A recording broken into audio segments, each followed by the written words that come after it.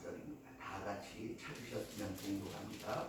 또 내가 들으니 하늘로서 다른 음성이 나서 가로되 내 백성아 거기서 나와 그의 죄에 참여하지 말고 그의 받을 재앙들을 받지 말라. 그 죄는 하늘에 사무쳤으며 하나님은 그의 불의한 일을 기억하신지라. 아멘.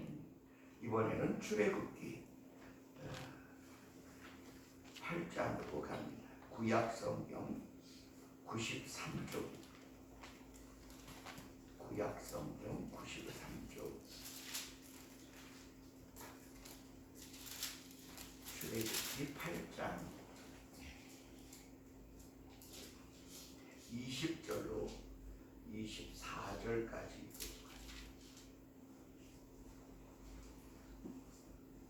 다 같이 봉독합니다. 20절. 여호와께서 모세에게 이르시되 아침에 일찍이 일어나 바로 앞에 서라. 그가 물로 나오리니 그에게 이르기를 여호와의 말씀에 내 백성을 보내라. 그들이 나를 섬길 것이니라. 내가 만일 내 백성을 보내지 아니하면 내가 너와 내 신하와 내 백성과 내 집들의 파리떼를 보내리니 애국 사람의 집집에 파리떼가 가득할 것이며 그들의 거하는 땅에도 그러하리라. 그날에 내가 내 백성의 거하는 고센 땅을 구별하여 그곳에는 파리떼가 없게 하리니 이로 말미암아 나는 세상 중에 여호와인 줄을 내가 알게 될 것이다. 내가 내 백성과 내 백성 사이에 구별을 두리니 내일 이 표징이 있으리라 하셨다 하라 하시고 여호와께서 그와 같이 하시니 무수한 파리떼가 바로의 궁예와 그 신하의 지배와 애굽 전국에 이르니 파리떼로 인하여 땅이 해를 받더라. 아멘. 이 시간에 우리 한 집사님 나오셔서 성경 낭송을 해 주시겠습니다. 오늘은 시편 5편입니다.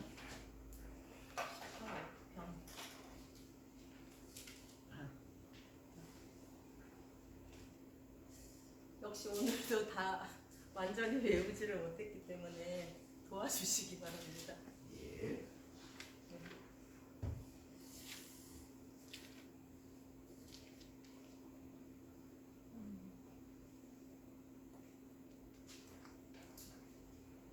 여호와여 나의 말에 귀를 기울이사 나의 심사를 통촉하소서. 나의 왕 나의 하나님이여 나의 부르짖는 소리를 들으소서. 내가 주께 기도하리이다. 여호와여 아침에 주께서 나의 소리를 들으시리니 아침에 내가 주께 기도하고 바라리이다. 주는 죄악을 기뻐하지 아니하시니 악이 주와 함께 유하지 못하며 오만한 자가 주의 목전에 서지 못하리이다. 주는 모든 행악자를 미워하시며 거짓말하는 자들을 멸하시리이다. 주는 여호와께서는 피 흘리기를 즐기며 속이는 자를 싫어하시나이다.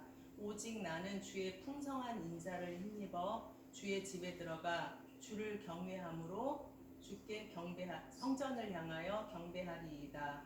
여호와여 나의 원수들로 인하여 주의 의로 나를 인도하시고 주의 길을 내 목전에 붙게 하소서. 저희의 입에 신실함이 없고 저희의 심중이 심히 악하며 저희의 심중이 심히 악하며 저희의 목구멍은 열린 무덤 같고 저희의 혀로는 닫혀만하이다. 여호와여 저희를 정죄하사 자기 꾀에 빠지게 하시고 그 많은 허물을 인하여 저희를 쫓아내소서. 저희가 주를 배역함이니이다. 오직 주께 피하는 자들은 주를 기뻐하며 주의 보호로 인하여 영영이 기뻐 외치며 주의 이름을 사랑하는 자들은 주의 이름을 사랑하는 자들은 주를 즐거워하리이다. 여호와여, 주는 의인에게 복을 주시고 방패로 함같이 저희를 은혜로 호위하시리이다. 아멘. 참 잘하셨습니다. 우리 박수로 좀 오늘 설교 내용이 거기 다 들어있어요. 그래서 설교를 잘 도와주신 것 같아요. 우리 지연이 자매 특송 안 할래요? 준비 안 했어요? 봐요. 뭘로 하실래요? 제목을 얘기하면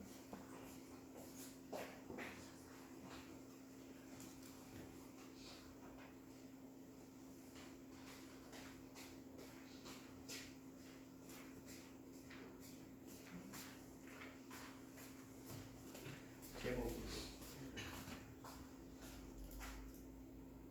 주 하나님 독생자 예수 아들 살아계신 주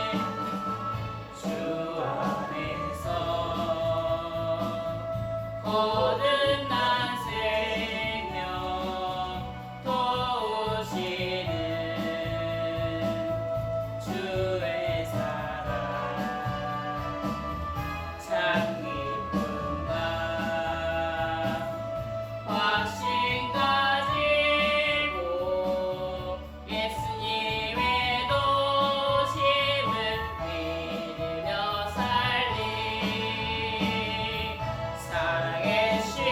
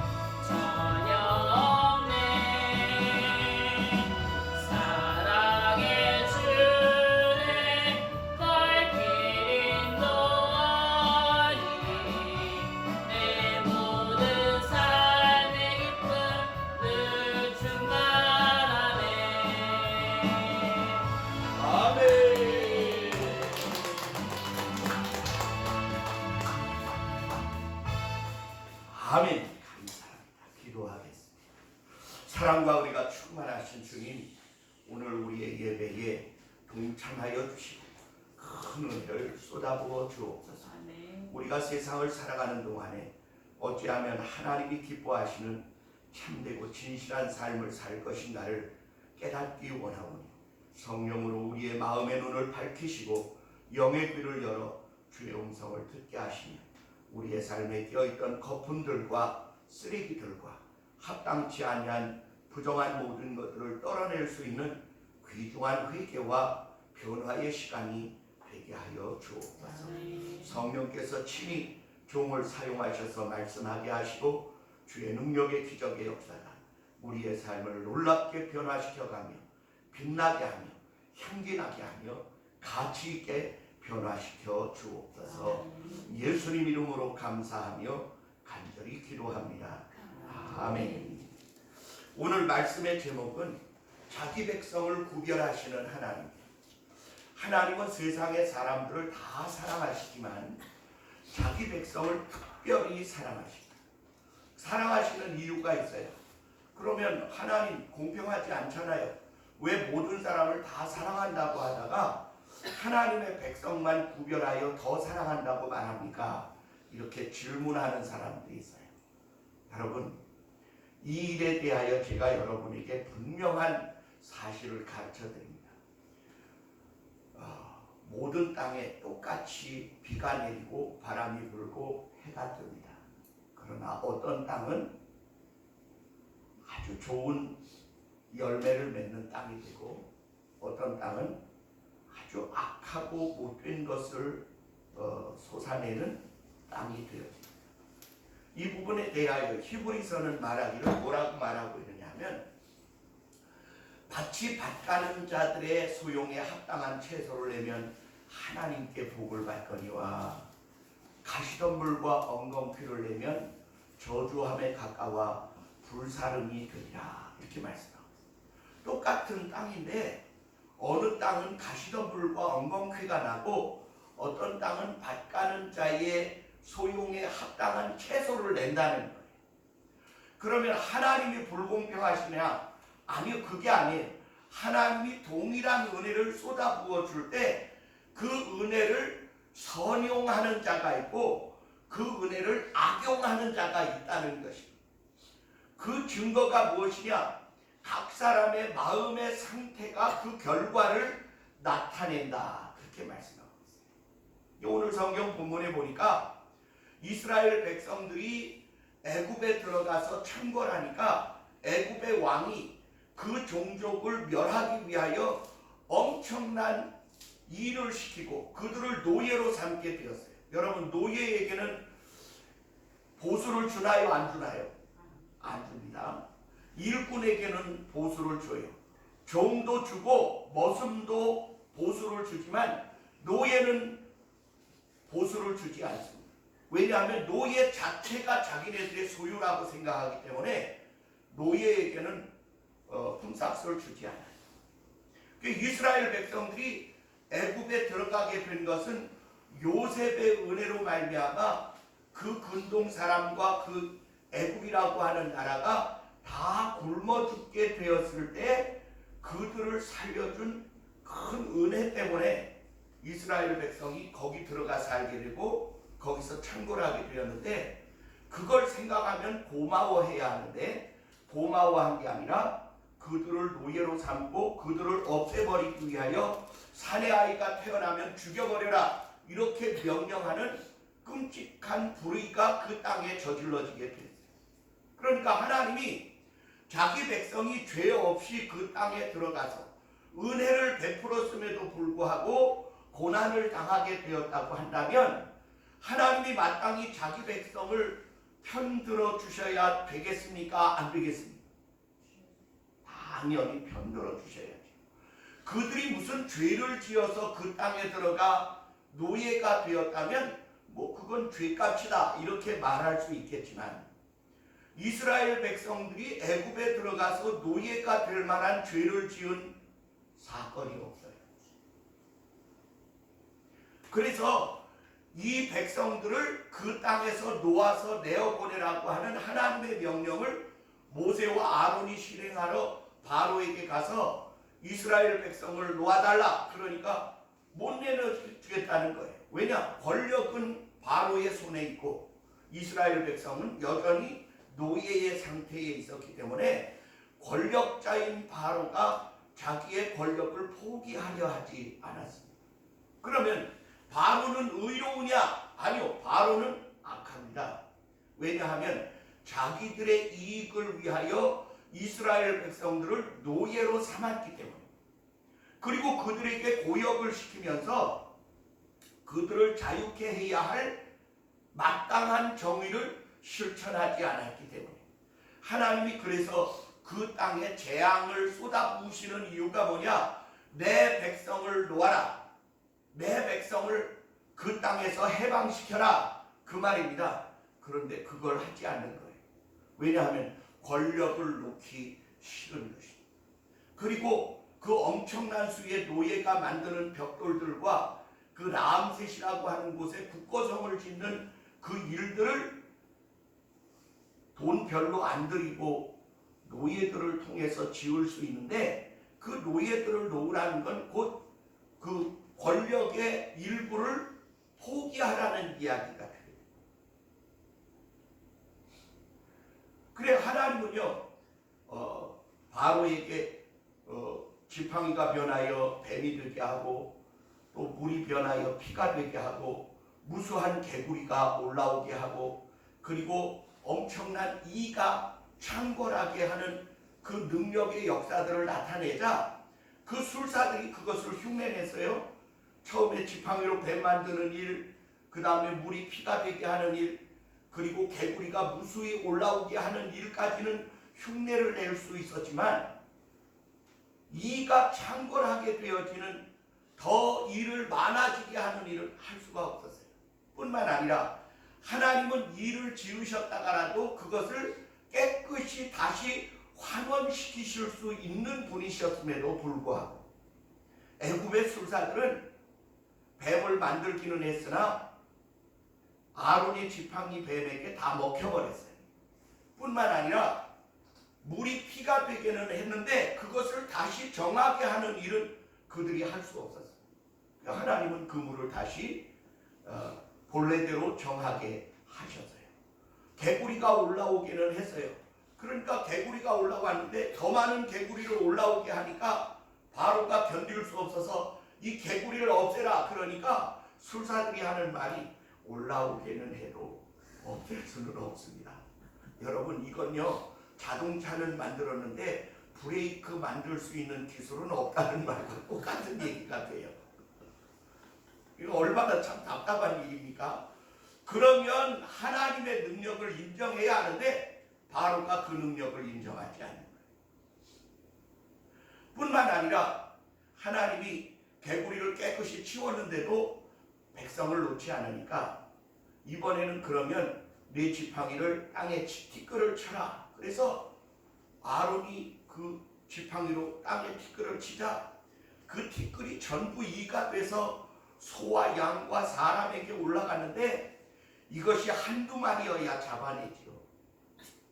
여러분 우리나라에도요 6.25 이후 50년 60년대를 살고 70년 초기까지 우리나라 사람들 몸에 이가 많았어요. 이가 많았어요.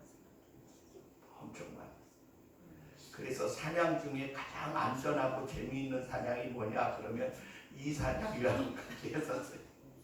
그 저녁에 아랫목에 불을 따뜻하게 해놓고 이불을 이렇게 덮고 윗도리를 벗고 담요를 이렇게 뒤집어 쓰고는 이를 잡는 그 행사가 며칠 만에 한 번씩 있었습니다. 근데 그런 정도가 아니고요. 얼마나 많았는지 견딜 수가 없으니까 바로가 술사들을 불렀더니 술사들이 하는 말이 이것은 하나님의 능력입니다. 우리는 그렇게 할 수가 없습니다. 그러니 저 모세의 요구를 들으시지요. 그런데도 바로가 마음을 돌리죠. 여러분 권력을 포기하는 일이 쉽습니까? 지금 우리나라의 대통령이요 권력을 잡았어요. 어느 만큼 잡았느냐? 국회를 다 장악했어요. 그 다음에 저 법원을 다 장악했어요. 이거는 입법부와 사법부를 다 장악한 거예요. 다시 말하면 국가를 지탱하는 세 개의 기둥이 있어요. 하나는 행정, 입법, 사법입니다. 행정부는 청와대고 입법부는 국회이고 사법부는 대법원이에요. 근데 이 세 개의 기둥을 두 개를 다 뽑아서 하나로 뭉쳐버렸어요. 이 국가가 제대로 지탱이 되겠느냐? 이거 쓰러지게 돼 있어요. 그리고는 수많은 거짓말과 불법과 악행을 뻔뻔하게 저지르고도 부끄러운 줄을 모르고 있어요. 그러니까 국민들이 뭐라고 말해요? 300만이 몰려 나와서 내려가라. 그거는 옳지 않다. 아니 어떻게 자유민주주의 대한민국의 사회주의자를 아니 국가의 법무부 장관을 세우느냐? 그건 있을 수 없다. 그래 막 국민들이 몰려 나와서 떠드니까 할 수 없이 법무부 장관을 사퇴시켰어요. 근데 이번에는 더 악랄한 여자를 또 법무부 장관을 시켰는데 이번에는 이것이 입법부와 저 사법부의 모든 법을 몽땅 다 어겨가면서 행정부 수반인 대통령을 보호해보려고 했지만 지금 전국이 벌집 쑤신 듯이 난리가 났어요. 왜냐? 그 불의한 일이거든요. 악행이거든요. 왜냐하면 저 울산 시장 선거 자체를 시작부터 끝까지 행정부 청와대 8개 부서를 총 동원해가지고 12번의 보고를 통해서 자기 친구 송철호를 울산시장에 당선시키는 불법을 낱낱이 자행한 것이 드러나서 청와대 13사람이 지금 법에 기소가 됐어요. 그 공소 사실을 밝혀라 그러니까 못 밝히겠다는 거예요. 안 돼. 밝히지 마라. 그런다고 그게 안 밝혀지는 거냐. 어쩔 수 없이 다 밝혀줄 수밖에 없는 것인데 결국은 그 사건이 전 국민의 관심사가 되어지고 동아일보가 공소장 그거 우리가 밝혀줄게. 그리고 법무부 장관이 깔아뭉개서 못 밝히게 한 공소 내용을 몽땅 다 까발렸어요. 그러자 그 불의하고 부정한 방법에 최종 지도자가 대통령이었다는 사실이 낱낱이 드러나게 됐어요. 이건 대통령 탄핵을 12번 시키고도 남을 수 있을 만한 이게 민주주의를 깨뜨리는 법이에요. 그랬더니 이번엔 어떻게 하느냐?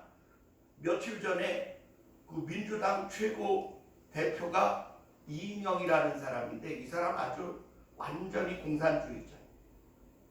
뭐라고 말하냐면 4월 15일 총선 이후에는 총선 결과에 따라 사회주의 체제로 전환해 가겠다. 여러분 이게 무슨 소리인지 압니까? 사회주의 체제로 간다는 말은 공산주의 하겠다는 말이에요. 뿐만 아니라 모든 토지는 중국식으로 국가가 관리하겠다. 아니 여러분 이건요 이제 완전히 대한민국을 공산화시키겠다는 선전포고입니다. 그리고 이 신문사와 기독교를 반드시 손을 보겠다. 전광훈 목사가 대한민국 교회의 대표자는 아니지 않느냐? 이렇게 나온 이야기가 뭔지 압니까?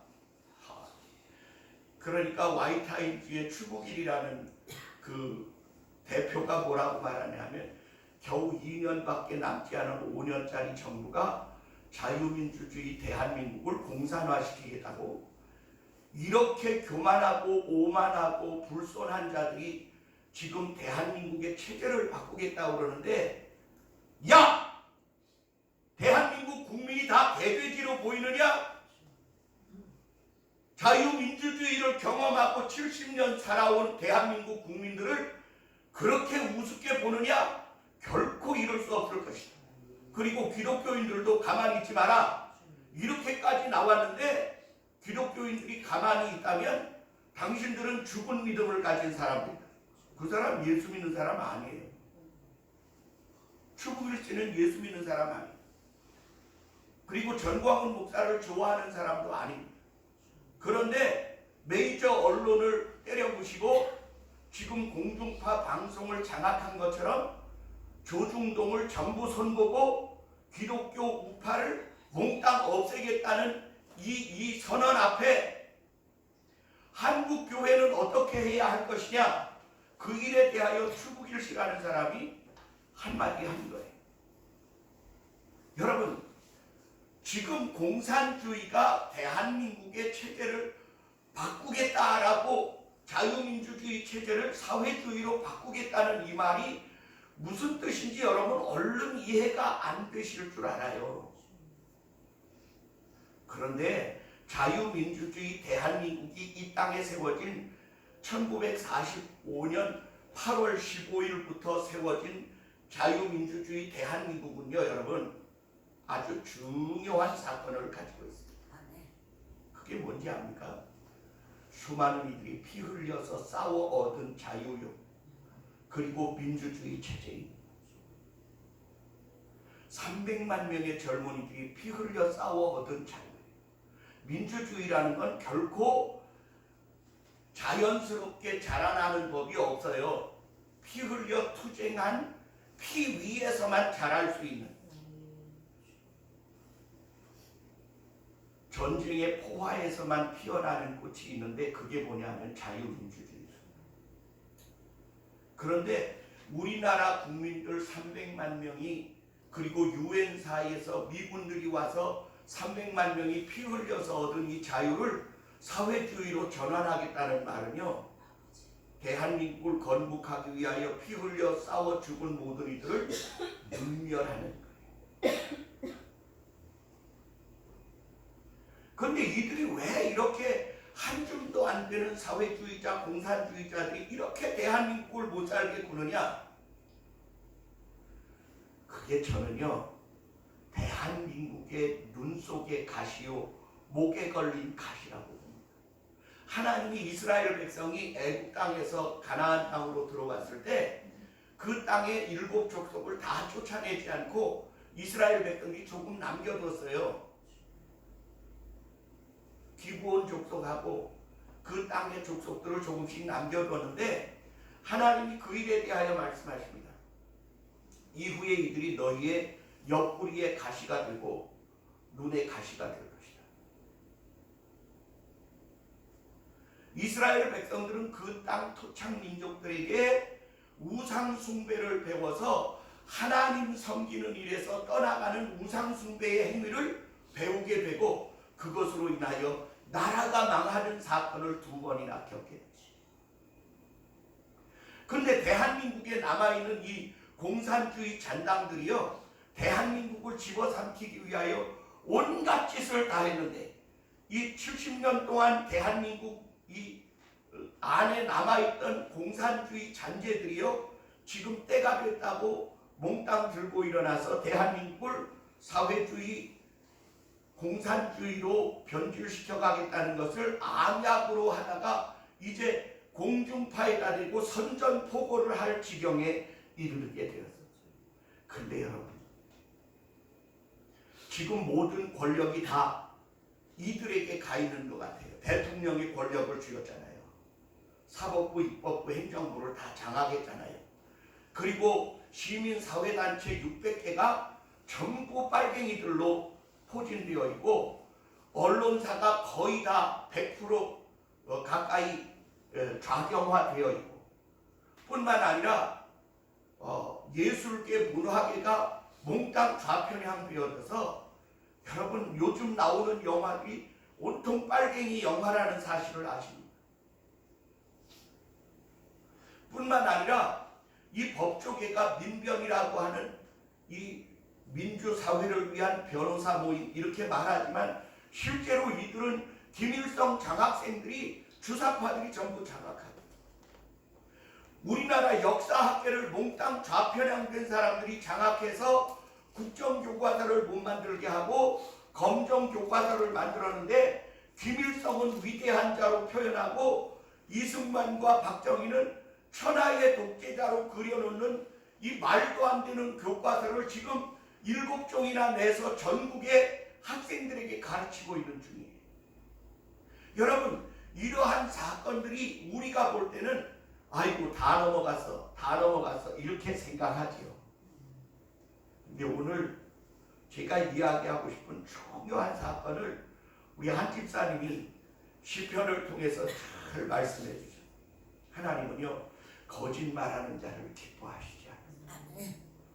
불의와 악행을 즐겨하는 자, 의로운 자를 핍박하는 자, 불의를 정의처럼 사용하는 자, 정의를 미워하고 사기와 악독이 가득한 자들을 결코 용서하고 지나가실 수 없는 분이 하나님이십니다. 그런데 여러분, 제가 농사를 지어보니까 이런 것을 알 수 있어요. 밭을 갈고 그리고 제초제를 뿌리고 거기에다가 씨를 심으면 내가 원하는 씨만 나는 게 아니라 잡초도 같이 나요. 근데 잡초는 1년에 3번, 4번 뽑아내도 심지도 않고 뿌리지도 않았는데 막 자라나고, 곡식은 한번 뽑히거나 잘리면 그냥 죽어버려요. 어떻게 보면 곡식은 힘이 없고 잡초는 얼마나 왕성하고 강성한지 그거 한 열흘에서 보름 정도 손질하지 않고 내버려 두잖아요. 그 해 농사 망칩니다. 왜냐하면 잡초가 워낙 빨리 잘 자라가지고 곡식의 영양분을 다 빨아먹어가지고 곡식이 될래야 될 수가 없어요. 그런데 여러분 분명히 알아야 할 것은 농부는 잡초는 뽑아내지만 곡식은 보호한다는 사실이에요. 그럼 한번 물어볼게요. 농부가 불공평한 거예요? 농부가 불공평합니까? 아니, 모든 풀들에 대하여 공정해야 될까요? 아니에요. 잔인하다 싶을 만큼 잡초는 뽑아내요. 제 둘째 처남이 있어요. 저 영주에서 농사를 짓는데 얼마나 부지런한지 그 집 농사가 제대로 자기 밭보다 남의 잘 되는 꼴을 못 봐가지고 얼마나 열심히 농사를 짓는지 정말 농사를 잘해요. 근데 한 해 밭머리에 나는 피 있잖아요. 피를 일부러 이렇게 바닥까지 싹 비웠대요. 이제 실험을 한 거예요. 싹 비웠는데 얼마 후에 또 자라는 게 뿌리가 있으니까 또 베고 또 베고를 1년에 몇 번 했느냐? 7번 베어봤대요. 바닥까지 이렇게 싹. 그러니까 이파리가 못 나오고 나중에 이파리는 없는데 줄기가 올라와서 꽃을 피우더래요. 이 잡초가 생명력이 그렇게 좋아. 그래서 너무 기가 막혀서 아니 어떻게 7번을 비웠더니 이파리도 없이 줄기가 올라와서 꽃을 피워 열매를 맺으려 하는지.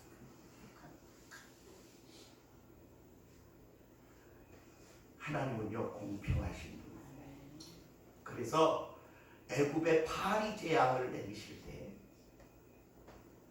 하나님의 백성들이 있는 땅인 고센 땅에는 파리가 없을 것이라고 말씀하십니다. 근데 여기 말하는 파리는요, 우리가 아는 우리나라의 조그만 파리가 아니에요. 시편을 보면 하나님이 그 파리들로 그 백성을 물게 하셨다. 이 파리들은요 무는 파리예요. 여러분 무는 파리 보셨어요? 못 보셨죠? 이 소를 치는 소막사 근처에 가면 파리가 이만한 게 있어요. 쇠파리라고 해요. 소파리를 쇠파리라고 해요.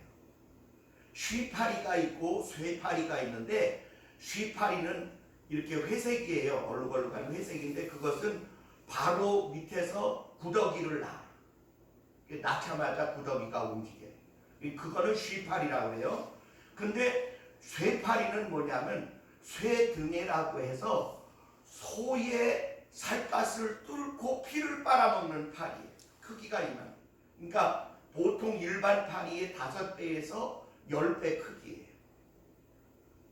제가 군대 생활할 때 산에서 이렇게 내려와서 그 경계 근무를 마치고 돌아올 때 계곡물에서 이렇게 세수를 하는데 잉 하더니 어떤 파리가 하나 왔는데 커요.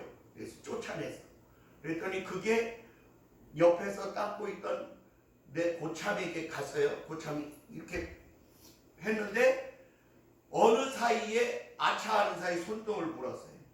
손등이 말이에요. 퉁퉁 부었어요. 소등에라는 쇠파리. 근데 여러분 여기서 말하는 이 파리 재앙은 우리가 말하는 그 작은 파리떼가 아닙니다. 한번 불면 뚱뚱 붙는 그 엄청난 파리가 왕궁의 관원들에게 더군다나 그 술사들에게도 버글버글해요. 그러니 그 술사들이 그 파리에 물렸으니 얼마나 고통스러웠겠어요. 왕은 안 물었을까요? 바로 왕이라고 안 물리라는 법이 있어요. 파리가 뭐 신분을 알아보나요? 아무리 쫓아도 덤벼들지요.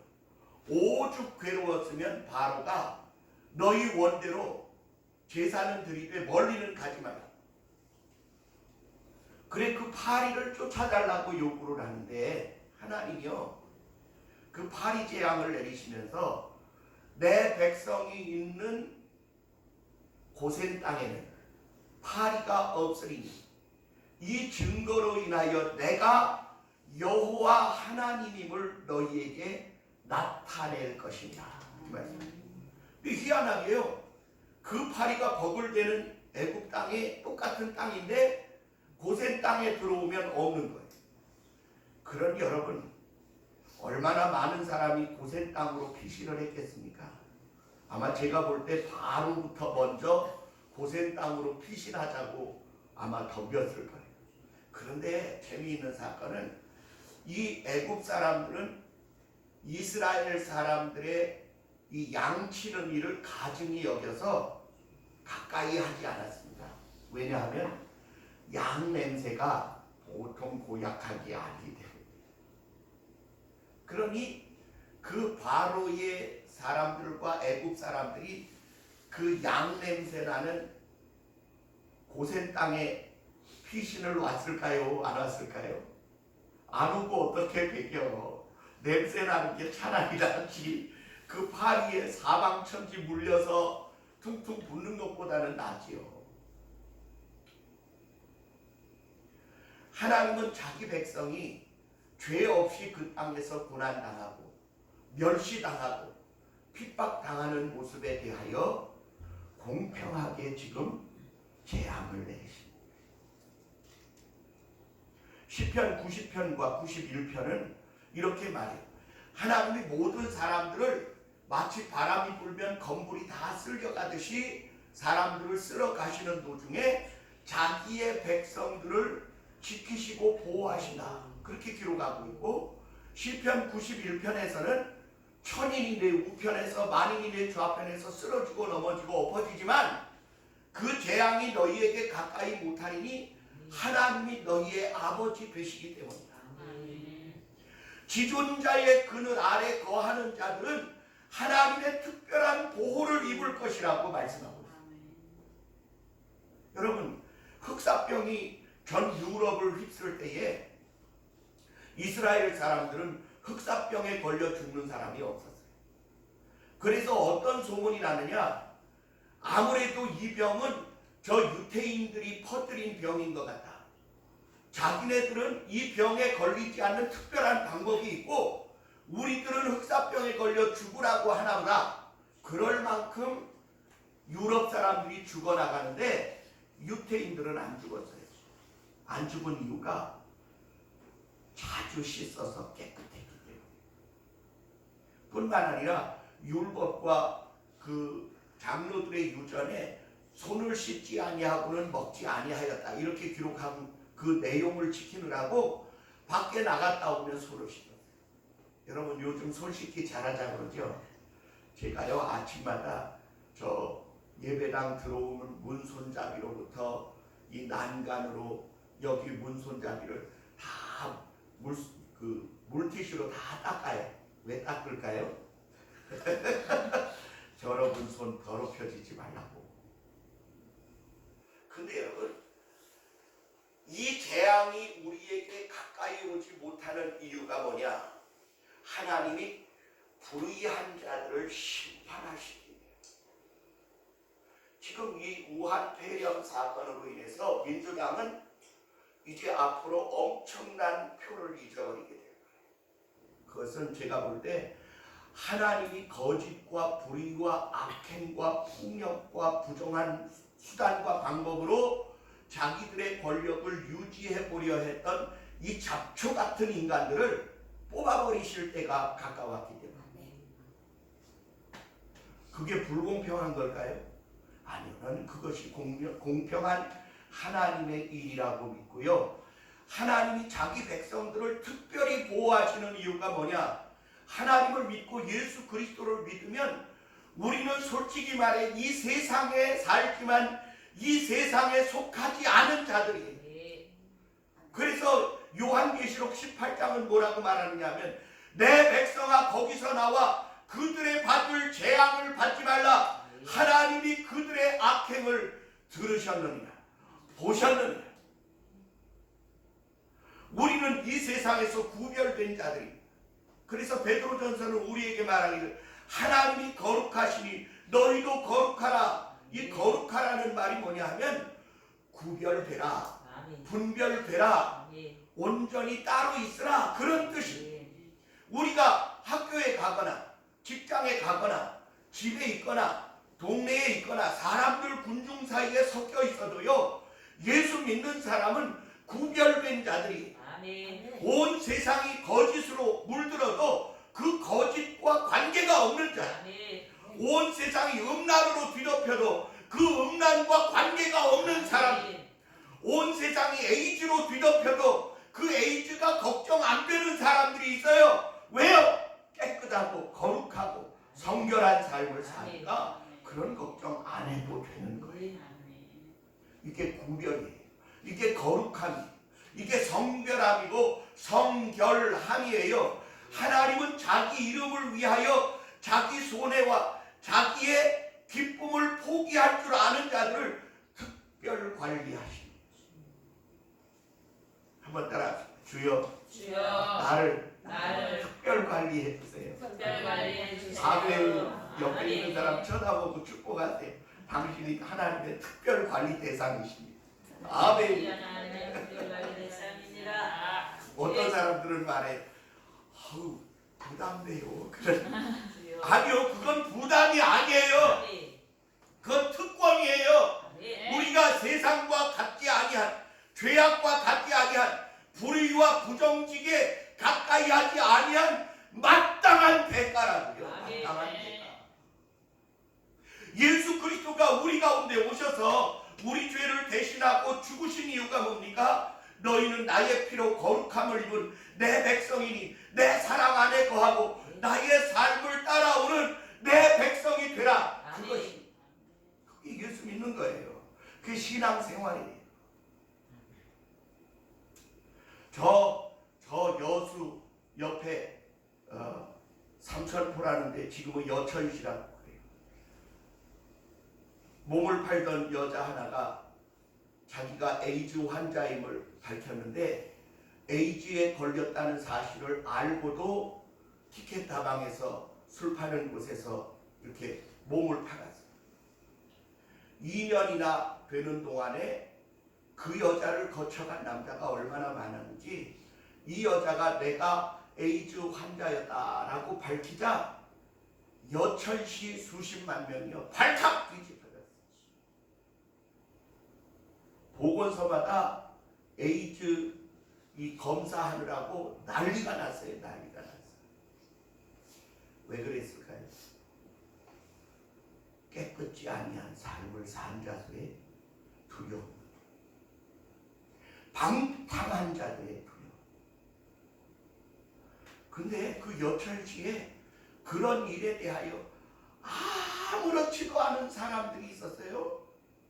여철시가 발칵 뒤집혀졌는데도 전혀 영향받지 않은 사람이 있어요. 누굴까요? 예수 믿는 사람. 성결한 사람, 성결된 사람, 진실한 사람. 우한 폐렴이 전국을 강타하고 세계를 강타하지만 여러분 두려워하지 마세요. 하나님 공평하셔서 우리 절대로 그런 거 시시껄렁한 거 걸리게 하실 분이 아니십니다. 아멘. 믿으시면 아멘. 아멘. 아멘. 믿으세요. 확신을 하세요. 증거 하나를 더 가르쳐 드릴게요. 이승만이 한성 감옥에 있을 때였습니다. 좁아 터진 감옥 안에 한 사람당 0.8평. 그러니까 그 안에 감옥에 있는 사람들이 다 따박따박 붙어서 살아요. 근데 거기 콜레라가 일어나. 콜레라. 이 설사를 하면서 토하다가 죽는 콜레라가 돌았는데 그 감옥 안에서 하루에 3명에서 7명이 죽어나가는데요. 죽을 때 막 이렇게 싸고 죽습니다. 그러면 그 밑에 막 그 짚을 깔아놓은 자리에 그 콜레라가 어마어마하겠죠. 그러면 시신과 함께 이걸 싸서 밖으로 내놓는 일을 다른 사람들이 하려고 하지 않아요. 왜냐하면 자기도 죽을까봐 무서워요. 근데 이승만은 죽은 자의 기록과 그 사람들 환자와 그 시체 처리하는 일을 앞장서서 했어요. 그는 왕족이었어요. 사람들이 말하기를 선생님 그렇게 하면 당신도 감염돼 죽습니다. 근데 이승만이 한 말이 있어요. 사람이 해야 할 일이 남아있으면 죽을래도 죽어지지 않는다. 월남 이상재 선생님도 그분에게 이렇게 영향을 받았어요. 몸 조심하십시오. 일제가 당신을 죽이려 합니다. 그러니까 사람이 해야 할 일을 남겨놓고 가는 법이 없어 사명이 살게 하는 거야. 그럼 두려워하지 않아요. 여러분, 우리가 이 세상에 사는 동안에 내 삶이 세상을 변화시키고 유익을 끼치고 하나님의 영광을 위하여 살고 있다고 믿어지는 삶을 사십니까? 그렇게 사세요.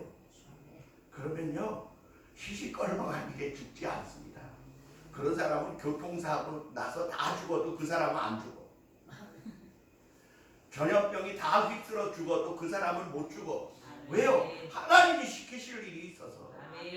그래 이승만은 열에 8명이 죽어나가는 콜레라 감방에서도요 그 시신들을 다 치우면서도 콜레라에 감염되지 않았어요.